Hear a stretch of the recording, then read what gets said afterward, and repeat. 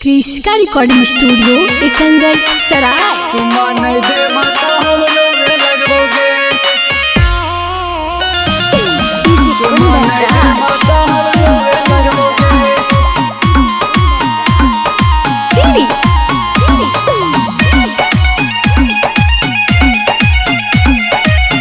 Presented by क्रिस्का films. आगे 3 दिन से होश जोश खोवे लगलूगे। 3 दिन से होश जोश खोवे लगलूगे। आगे 3 दिन से होश जोश खोवे लगलूगे। अजे चुम्मा नहीं दे माता हम टोवे लगबोगे। अजे चुम्मा नहीं दे माता हम टोवे लगबोगे। तोरे दूध से अखिया के धोवे लगबोगे। तोरे दूध से अखिया के धोवे लगबोगे। अजे चुम्मा नहीं दे माता हम टोवे लगबोगे।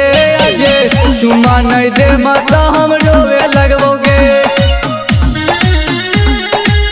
चुम्मा नहीं दे माता हम रोवे लगबोगे।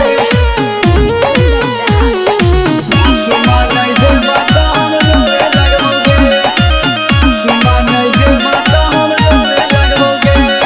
रोजे रोजे मिलेला बोला बहा छौरी कबो न चीजवा देखा बहगे गे।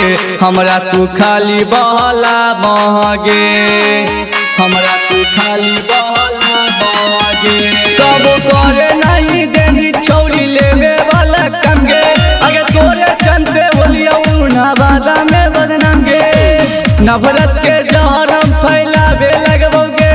अजे चुम्मा नहीं देनी तो हम टोवे लगबोगे। अजे चुम्मा नहीं देनी तो हम टोवे लगबोगे। अगे 3 दिन से होश जोश खोवे लगलूगे। अगे 3 दिन से होश जोश खोवे लगलूगे। अजे चुम्मा नहीं दे माता हम टोवे लगबोगे। अजे चुम्मा नहीं दे माता हम टोवे लगबोगे। चुम्मा नहीं दे माता हम टोवे लगबोगे। डीजे कुंदन राज। चुम्मा नहीं दे माता हम टोवे लगबोगे। क्रिस्का रिकॉर्डिंग स्टूडियो एकंगर सराय। झूठो मूठो छोड़ी तू करा वही बाबा लगे। अपन तू चीजा में लगा वही रुमा लगे। काहे हम मनावा के करही बेहाल गे।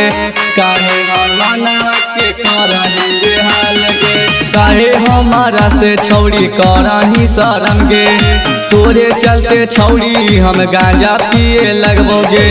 नफरत के जहर हम फैलावे लगबोगे। अजे चुम्मा नहीं देनी तो हम टोवे लगबोगे। अजे चुम्मा नहीं देनी तो हम टोवे लगबोगे।